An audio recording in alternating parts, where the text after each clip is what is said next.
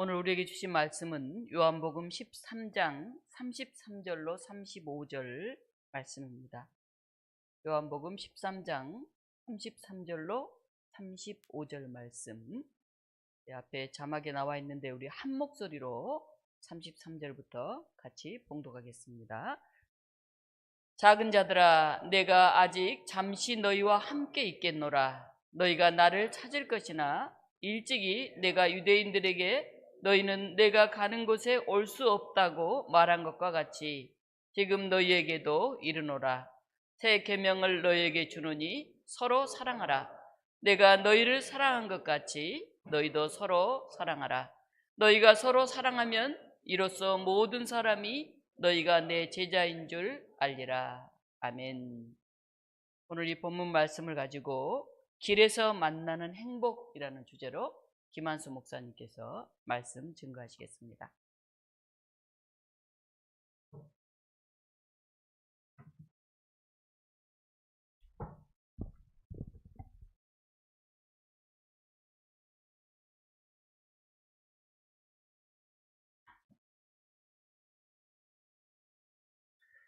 기도하고 말씀 듣겠습니다.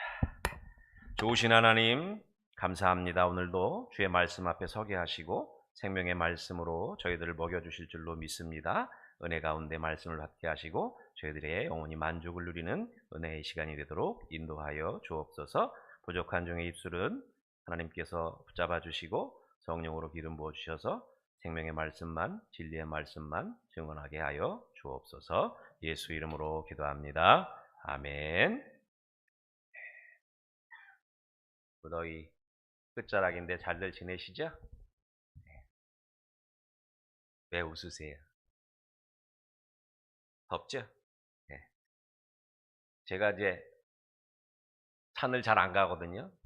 한라산 등반이 한 2년 전에 친구랑 갔다가 친구가 쥐나는 바람에 크게 사고 날 뻔해가지고 이제 그때 또 혼자 뛰어내려와가지고 친구는 한라산에 이제 환자가 생기면 이렇게 헬리콥터가 오는 게 아니고 중간쯤에 있는 산턱 그 산장까지 가거든요.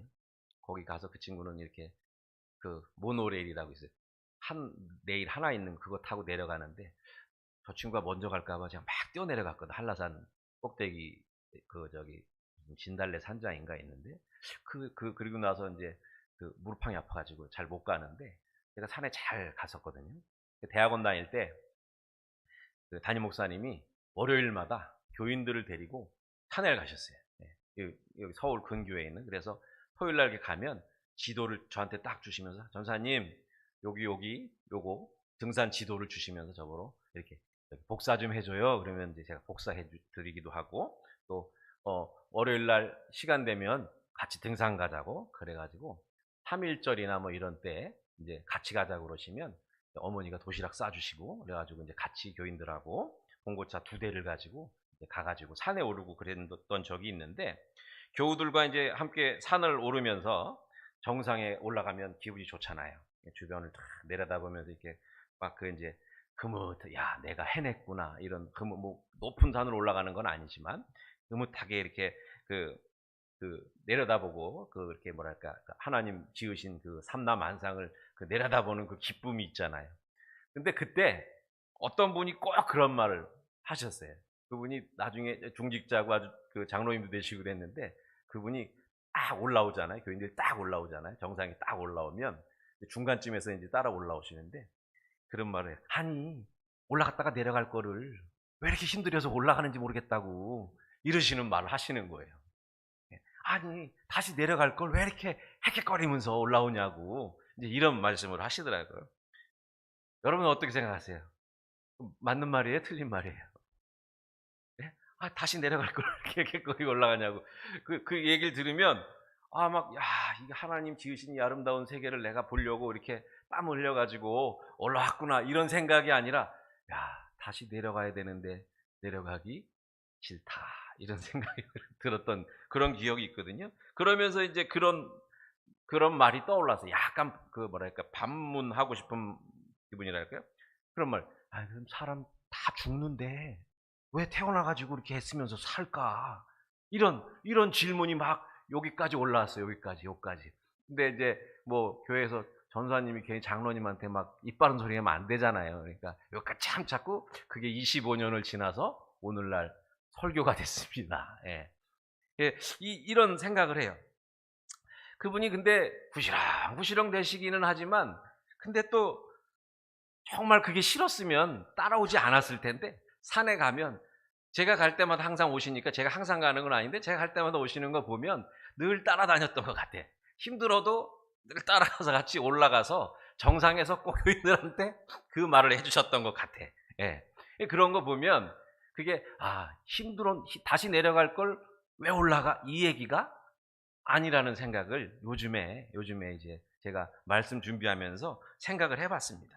산을 오르는 내내 침묵하다가 아마 숨이 차가지고 말씀도 못 하겠으니까 뭐 가만히 있었는지는 모르겠는데 정상에 딱 올라오니까 이제 다시 내려갈 걸 왜 올라와 이러면서 교인들 한번 웃으라고 하시는 그런 말이 아닌가 이런 생각을 하는데 그러면서 제게 들었던 질문이 그거예요.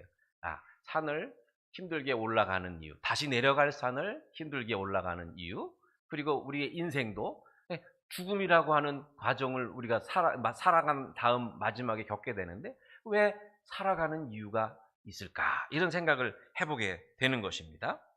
힘들게 올라가서 정상에 섰으니까 다시 내려가야 한다는 것을 깨우쳐주고 싶어서 그런 말씀을 한 건 아닌가 이런 생각을 해보거든요. 하여튼 그랬는데 그 당시에는 지금 막 이 정상에서 누리는 그 기쁨, 그 호쾌하고 상쾌하고 유쾌한 그 기분을 누리고 싶었는데 이제 그런 말 하시니까 그 기분이 얼른 이렇게 가라앉는 그런 기억이 있습니다.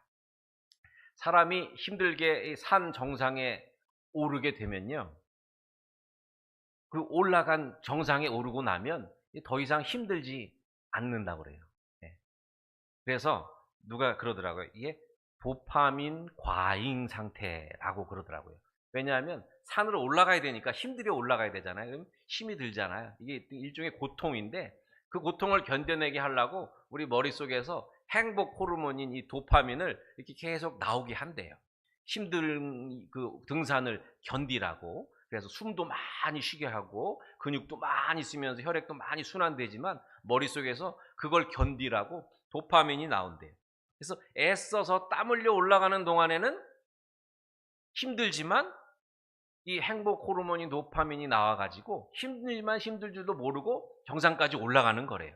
근데 정상에 딱 올라가면 이제 안 힘들어요.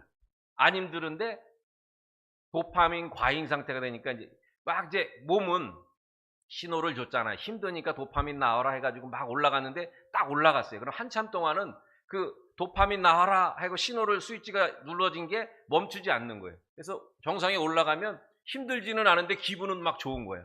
풍경도 좋고 이게 집에서는 볼 수 없는 건데 내가 땀 흘려가지고 올라왔으니까 성취감도 있고 애쓴 보람도 있으니까 머릿속에서 막 기분이 좋은 거예요. 그래서 그걸 갖다 우리가 뭐라 그래요?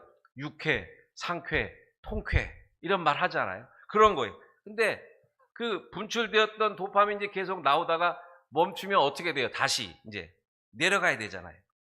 근데 산 밑으로 내려가기 싫은 그런 상태가 될 수도 있다고 합니다. 그러니까 우리가 이걸 아주 중요한 그런 뭐랄까요? 그 동기로 생각해 볼 수가 있는데 다시 내려갈 건데 힘들게 왜 오르는 거야? 사실은 힘들게 올라왔는데 정상에서 내려가고 싶지 않은 그런 마음을 표현한 것 아닌가 그런 생각을 해보게 됩니다. 영광의 자리에 머물러 있고 싶은 마음은 사람 누구에게나 있는 것이다. 이렇게 보게 되는 것이죠.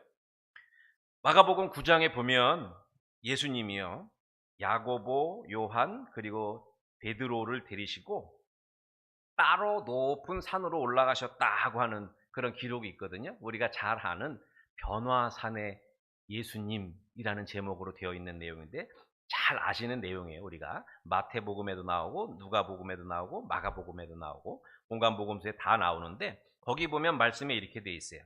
거기서 예수님 옷에 광채가 나서 어떤 것으로도 그렇게 희귀할 수 없을 만큼 매우 휘어졌고 엘리야가 모세와 함께 나타나서 예수와 더불어 말하거늘이라고 기록되어 있습니다. 그 장면을 본 베드로가 주님한테 이렇게 말합니다. 랍비여, 우리가 여기 있는 게 좋사오니 우리가 초막셋을 쥐되 하나는 주를 위하여, 하나는 모세를 위하여, 하나는 엘리야를 위하여 하사이다. 하십시다. 주님을 위해서 하나 짓고, 모세를 위해 하나 짓고, 엘리야를 위해서 하나 짓고, 여기 있는 것이 좋으니까, 높은 산에 올라왔으니까, 주님이 변하셨으니까 내려가지 말고 여기서 지냅시다. 이런 말이죠. 그럴만 할까요? 아닐까요? 모세와 엘리야가 예수님이랑 막 대화하는 거를 베드로가 봤어요. 예수님 옷이 하얗게 세상에 있는 그 어떤 것으로도 희귀할 수 없을 만큼 멋진 그런 모습을 봤어요. 그러니까 내려가고 싶을까요? 안 가고 싶을까요? 내려가고 싶지 않았을 거예요.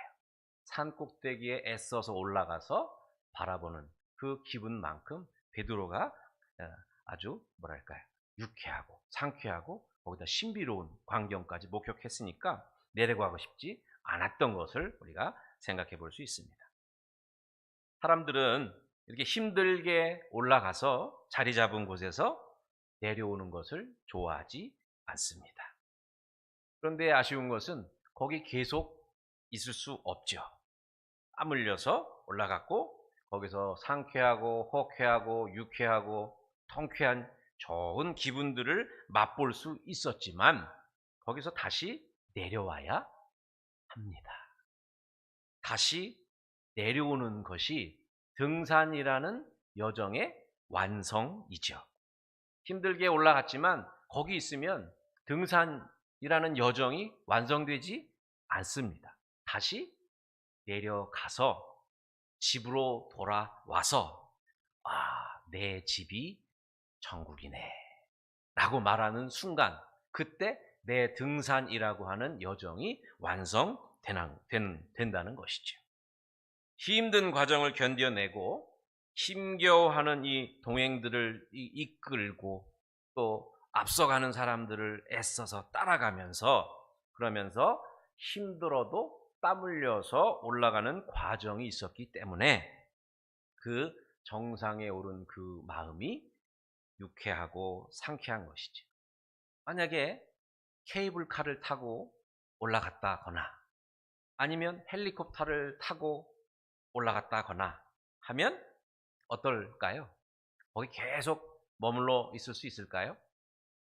제가 스위스에 가가지고 융프라우 요크라는 높은 스위스에 있는 산이 있었는데 거기를 어떻게 올라가요? 거기는 등산을 하는 게 아니고 기차를 타고 올라가요. 산속에 기찻길을 뚫어놨어요. 산속으로 터널을.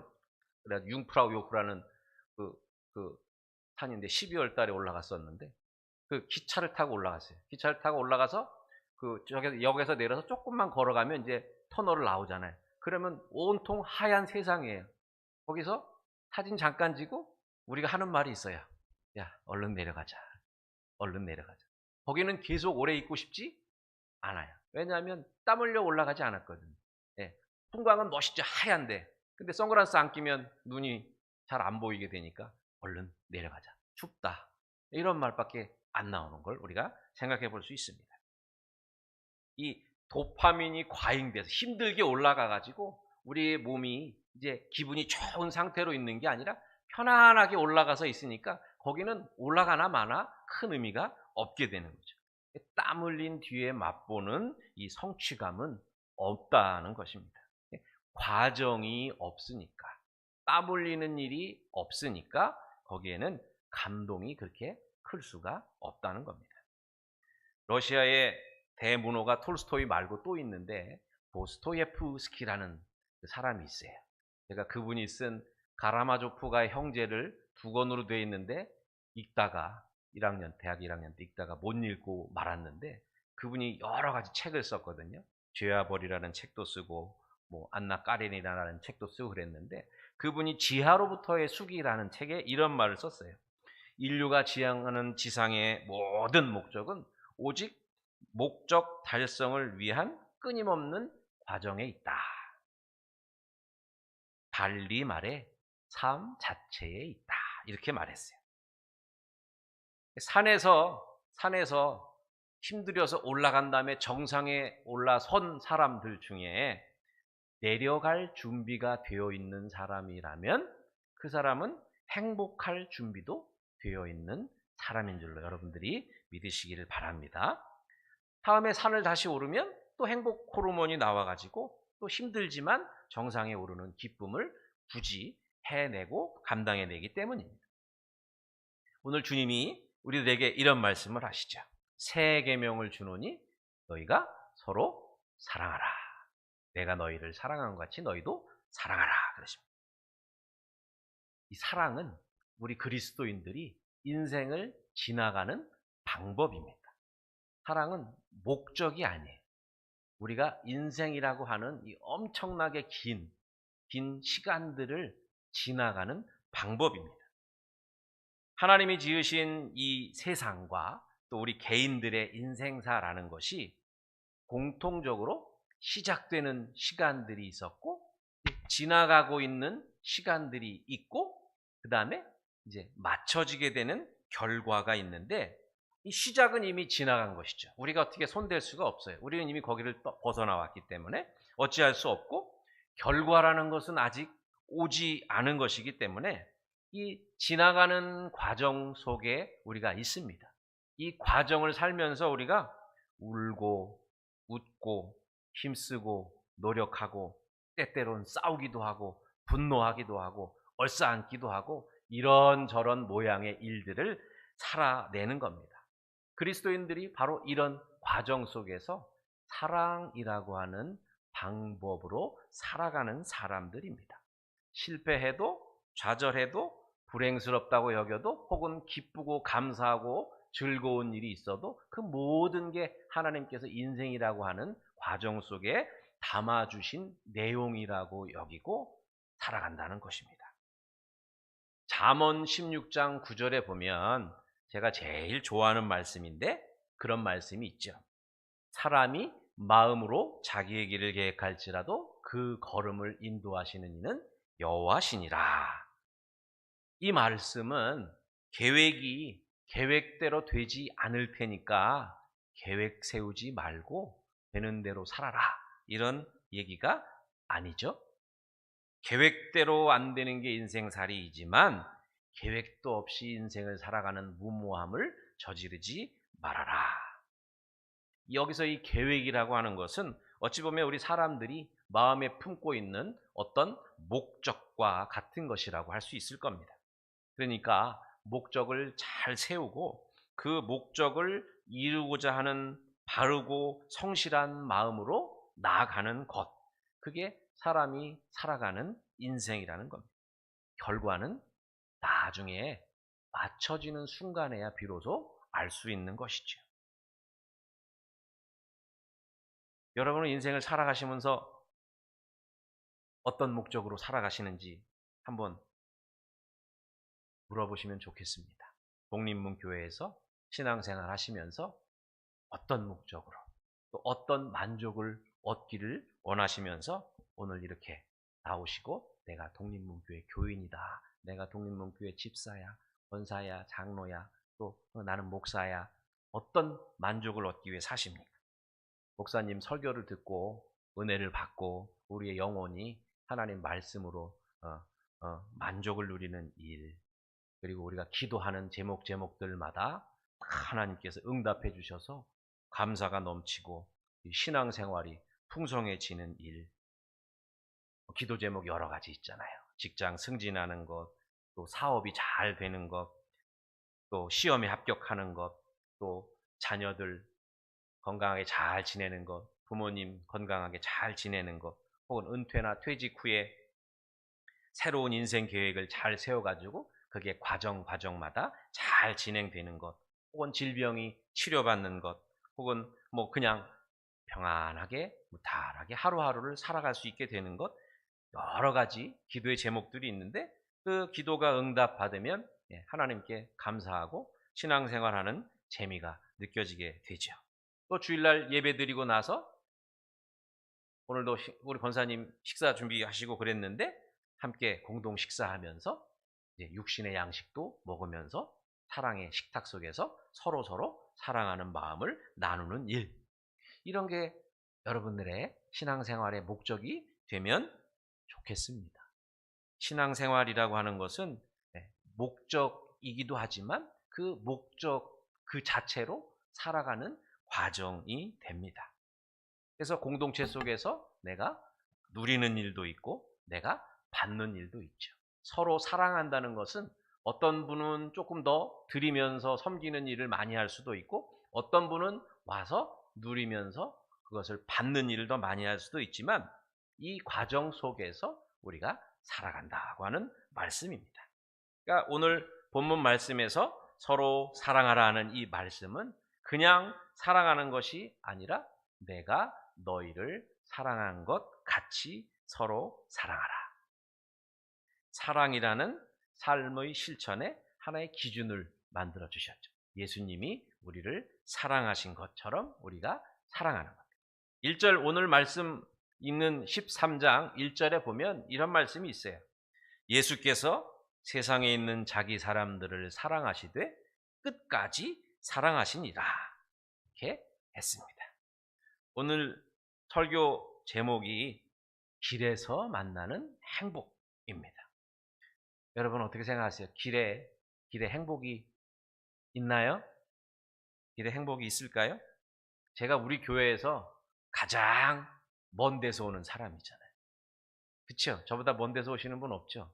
저도 이제껏 다닌 교회 중에 제일 먼 데 있는 교회를 다니는 그런 상황인데 제가 토요일과 주일에 토요일 날은 이제 기차나 전철 타고 오고 주일 날은 이제 자가용 운전에 승용차 운전해서 오게 됩니다. 주일 아침에 일어나면 이제 씻고 면도하고 또 양치질하고 옷 차려입고 간단히 이제 커피 한 잔 우유 섞어 가지고 한 잔 쌀 마시고 그다음에 이제 운전해서 교회로 옵니다. 이 여정을 살펴보면요. 양평 시내 제가 교회 옆에 살지만 양평 시내를 이제 벗어나면 이 양평은 남한강이라고 하는 큰 강을 끼고 있거든.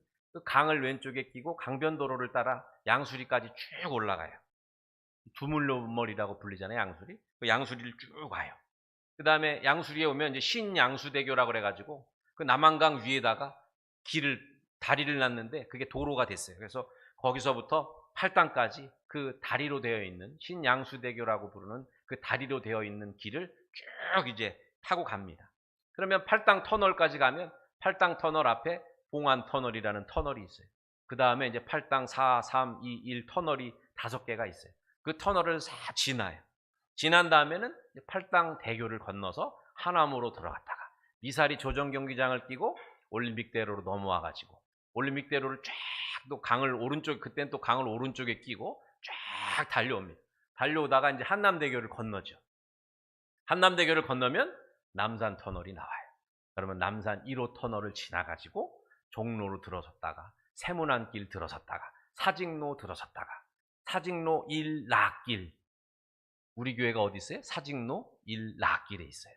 사직로 1락길을 이렇게 올라오면 오늘도 목사님 이제 출근하시고 이제 차 세우시는데 제가 쫙 올라와서 만났거든요. 이렇게 여러 과정을 지나 가지고 교회에 옵니다. 교회에 오는 동안 제가 기분이 어떨까요? 어떨까요? 네, 기분이 좋습니다. 네. 운전을 할 때요, 목적 없이 운전하잖아요. 그럼 사고 나요. 근데 어디 갈 때를 정해놓고 가잖아요. 그러면 사고가 잘 안 나요. 거기를 가야 되니까 아무 일로 막 가는 게 아니거든요. 거기를 가는 노선이 있잖아요. 근데 목적을 정해놓지 않고 가게 되면 사고가 나거든요. 일로 갈 수도 있고 막 일로 갈 수도 있으니까 막 아무 때나 열린 길로 가다가 이제 차랑 부딪히거나 엉뚱한 길에 들어서기도 합니다. 그냥 누가 데려다 주는 게 아니고 운전을 하면서 이런 길 저런 길 강이 오른쪽에 있기도 하고 왼쪽에 있기도 하면서 그 길을 지납니다. 그래서 여기까지 오게 되는 겁니다. 독립문교회로 내가 사랑하는 사랑의 대상이기도 하지만 내가 가는 목적이기도 합니다. 인생 길에서 이게 목적이기도 하지만 과정이기도 해요.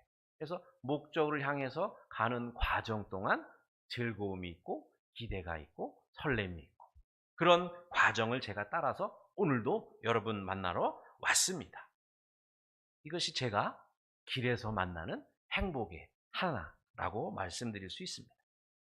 솔로몬 그런디의 생애라는 영국 민요가 있어요. 영국 민요가 있는데 그 사람이 어떤 사람이냐면 월요일에 태어나 화요일에 세례받고 수요일에 결혼하고 목요일에 병들고 금요일에 더 나빠지고 토요일에 죽은 다음에 주일에 땅에 묻힌 사람이에요. 이게 영화에 나오는 그런 노래 같은 대사인데 다시 한번 읽어드릴게요. 월요일에 태어나 화요일에 세례받고 수요일에 결혼하고 목요일에 병들고 금요일에 더 나빠지고 토요일에 죽는다. 일요일에 땅에 묻힌다. 어찌보면 우리 인생을 이렇게 일주일로 요약해가지고 우리 인생을 한번 돌아보게 하는 그런 내용인데 중요한 문제는 사실 뭐 월요일이든 화요일이든 수요일이든 우리의 인생의 여정이 있는데 사실은 살아가는 그런 문제도 있으면서 죽어가는 문제도 있다는 겁니다. 사람들 중에는요, 살았어도 죽어가는 사람이 있고 죽어가면서도 살아가는 사람이 있다는 거죠. 그리스도인들은 죽기 때문에 살아가고 그래서 죽어서 사는 길을 선택한 사람들. 바울 사도가 갈라디아서 2장에서 아주 중요한 얘기를 했는데 제가 읽어드립니다. 내가 율법으로 말미암아 율법에 대하여는 죽었나니 이는 하나님께 대하여 살려 함이라. 내가 그리스도와 함께 십자가에 못 박혔나니 그런즉 이제는 내가 사는 것이 아니요 오직 내 안에 그리스도께서 사는 것이라. 이제 내가 육체 가운데 사는 것은 나를 사랑하사 나를 위하여 자기 자신을 버리신 하나님의 아들을 믿는 믿음 안에서 사는 것이라. 여러분 이 말씀을 기억하시기를 바랍니다. 사랑하며 나누고 섬기면서 베풀면서 서로 더불어 세상 속에서 살아가는 일. 어쩌면 매일 같은 일의 반복일 수 있습니다. 그런 비슷하지만 다르고 새로운 일들이 늘 우리 삶 속에 생겨나게 되죠. 반복되는 일상 같지만 그 반복되는 일상이 소중한 것이고 그 소중함을 아는 사람에게만 그 인생이 귀하게 되는 줄로 믿으시기를 바랍니다. 자동차 바퀴 있잖아요. 자동차 바퀴가 정비소에 가서 이렇게 확 들어올려 가지고 땅바닥에 닿지 아니하고 돌리면 어떻게 돼요? 거기서 그냥 제자리에서만 돌아가잖아요. 근데 딱 내려가지고 고친 다음에 딱 내려가지고 땅 위에다가 둔 다음에 자동차 바퀴가 돌아가게 시동을 걸어서 움직이면 어떻게 해요? 똑같이 돌아가는데 세상에 이게 땅에 닿으니까 앞으로 가잖아요. 목적지로 인도하잖아요. 세상에 아까 우리가 내 평생 수원 거 세상에 취할 것 없지만 우리는 여기서 살면서 사람들과 마주쳐야 하고 세상에 발 닿고 살아가는 거예요. 사랑이라고 하는 방법을 가지고 한 걸음 한 걸음 살아가는 거예요. 매일 똑같은 삶인 것 같지만 매일 새로운 삶이고 그 매일 새로운 삶 속에서 우리가 놀라게 되고 하나님의 은혜와 섭리가 채워지는 줄로 믿습니다. 이게 우리를 삶의 목적지에 하나님 나라에 다다르게 해주는 방법입니다. 믿음의 공동체 속에서 삶이 소중해지고 서로가 서로에게 소중하고 사랑하고 아끼면서 살아가는 것. 이게 우리가 인생을 살아가는 방법이라는 겁니다. 어차피 끝날 거니까 시작도 못하고 아무것도 못하는 것만큼 어리석고 무의미한 일은 없죠. 우리가 잘 죽어야 하는데 잘 죽는 거는 잘 살아낸 사람들에게 하나님께서 주시는 마지막 복이자 은총입니다. 죽음이 징벌로 사람들에게 주어지기도 하지만 한 사람이 자기의 수를 다 누리고 마지막에 보종명 편안하게 눈을 감으면 그 사람은 참 복 있는 사람이지만 그건 잘 살아낸 사람들에게만 허락되는 하나님의 은혜이죠. 여러분 하나님 나라 가고 싶으시죠? 저도 가고 싶은데 가실 거죠? 예, 아직 가보질 못했는데 저랑 함께 가시면 좋겠어요. 그러려면 서로 사랑하고 예수님이 사랑하신 것처럼 우리가 서로 더불어 사랑하면 그러면 하나님 나라에 가는 여정 속에 들어가게 되는 줄로 믿습니다. 하나님 나라 가는 건 여기서 하나님 나라랑 다 있어야 돼요. 다 있으면 그렇게 해서 한 걸음 한 걸음 나아가는 것이지 떨어져 있는데 하나님 나라 갈 수는 없는 거거든요. 주일이면 예배당에 나와서 하나님께 기도하고 기쁨으로 찬양하고 기울여서 목사님 말씀 듣고 정성 다해 헌금하고 또 예배 끝나면 인사하고 공동체 식탁에 참여해서 음식 먹으면서 우리의 삶이 이런 사랑의 과정 속에 있게 하는 것. 그게 길에서 만나는 행복이라는 것입니다. 행복은 목적이 아니고 과정입니다. 감추인 보화. 과정이라 인생길이라고 하는 과정 속에 감추인 보화 같은 겁니다. 누가복음 17장에 보면요. 바리새인들한테 예수님이 질문을 받아요. 하나님 나라가 어느 때 임합니까? 하고 예수님한테 묻거든요. 하나님 나라는 볼 수 있게 임하는 게 아니다. 여기 있다 저기 있다고도 못한다. 하나님 나라는 너희 안에 있다. 저기 있다 여기 있다 하겠지만 너희는 그 말에 따라서 가지도 말고 따르지도 말아라. 주님의 말씀입니다. 사람들이요 행복으로 가는 길을 묻습니다. 어디로 가면 행복합니까? 행복이 어디에 있습니까? 그런데 행복으로 가는 길은 없습니다. 행복하게 가는 길만 있을 뿐입니다. 행복은 목적이 아니라 과정에서 얻어지는 것이기 때문입니다. 오늘 너희가 서로 사랑하라, 내가 너희를 사랑하고 같이 서로 사랑하라는 이 주님의 말씀은 예수님이 제자들의 발을 씻겨주시면서 하시는 말씀입니다. 제자들에게 행복으로 가는 길을 알려주신 게 아니라 행복하게 가는 길을 알려주신 거죠. 서로 사랑하고 내가 너희를 사랑한 것 같이 너희가 서로 사랑해라. 그러면 너희가 내 제자인 줄 사람들이 알 것이다. 공항에 가보셨죠? 공항에 가보면 사람들이요 특이한 모습이 있어요. 특이한 모습. 공항 안에는 여름 옷 입은 사람도 있고 가을 옷 입은 사람도 있고 겨울 옷 입은 사람도 있어요. 왜 그럴까요? 생각해 보셨어요? 왜 그럴까요? 얘는 열이 많아서 반팔 입고 있고 얘는 추워가지고 긴팔 입고 있고 그럴까요? 그 사람이 어디로 가는지를 말해주는 거예요. 긴 옷 입고 있는 사람은 여름에도 긴 옷 입고 있는 사람은 그 사람은 좀 추운 데로 가는 거예요. 겨울인데도 공항에 들어오면 온도가 비슷하잖아요. 대합실에. 그러니까 이제 이미 거기 가려고 이미 반팔로 갈아입고 이제 거기 갈 준비하고 있는 거예요. 티켓만 끊고 들어가면 나는 이제 거기다 생각하는 거예요. 그러니까 어떤 옷 입고 있는지 보면 그 사람이 어디 갈지 알 수 있어요. 그렇죠? 예. 마찬가지예요. 목적지에 따라 사람의 옷차림이 달라집니다. 우리가 이 생이요 영원할 것 같은데 영원하지 않잖아요. 예. 그러면 이제 우리가 이제 영원하지 않지만 영원한 곳으로 갈 건데 지나가는 시간이 아깝고 소중하기도 하지만 우리가 지나가야만 그 목적지에 다다를 수 있잖아요. 그러면 우리는 하나님의 나라에 갈 사람으로 예수님의 제자된 삶을 사는 거예요. 그게 사랑하면서 서로 사랑하면서 사는 거예요. 이게 우리가 도착할 곳이 어딘지를 알려주는 일종의 과정입니다. 여러분 어떤 모습으로 살고 계세요? 어떤 나라로 가는 사람으로 살고 계세요? 하나님 나라 가는 사람으로 사시기 바랍니다. 여러분의 목적지는 하나님 나라고 그 목적지에 가기 전까지 우리는 예수님 말씀 따라서 사랑하고 서로 사랑하고 교회 안에서 사랑하고 세상 나가서 사랑하고 그리스도의 제자로 살아가면 그게 길에서 만나는 행복인 줄로 믿습니다. 소풍 가기 전날 여러분 이제 소풍 안 가잖아요. 늘 생각해 봐요. 저는 소풍 가기 전날 슈퍼마켓 가가지고 그때는 소풍 가방이 있었거든. 예. 소풍 가방 1년에 2번밖에 안 가는데 소풍 가방이 따로 있어서 책가방 말고 소풍 가방에다가 이제 과자, 뭐 사이다, 콜라, 또 뭐 음료수 이런 거 여러 가지 막 집어넣어요. 과일도 집어넣고. 그리고 이제 어머니가 김밥 싸실 거 생각하고 소풍 가기 전날 막 밤에 싸가지고 머리맡에다 딱 두고 소풍 가는 날보다 더 즐거웠던 것 같아요. 막 설레고. 그렇죠? 예?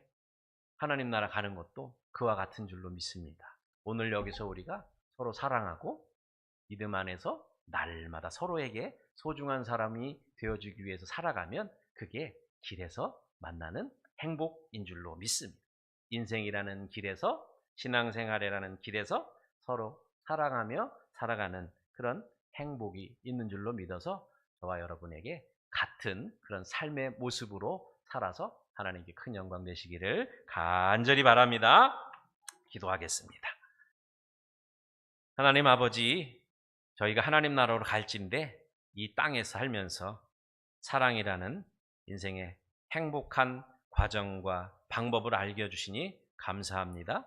예수님 우리를 사랑하시고 우리가 새 삶을 살게 되었듯이 인생길에서 사랑하며 살아갈 수 있도록, 하나님 나라에 틀림없이 도착하는 사람이 될 수 있도록 저희들을 붙잡아 주시고 인도하여 주옵소서. 예수 그리스도 이름으로 기도합니다. 아멘.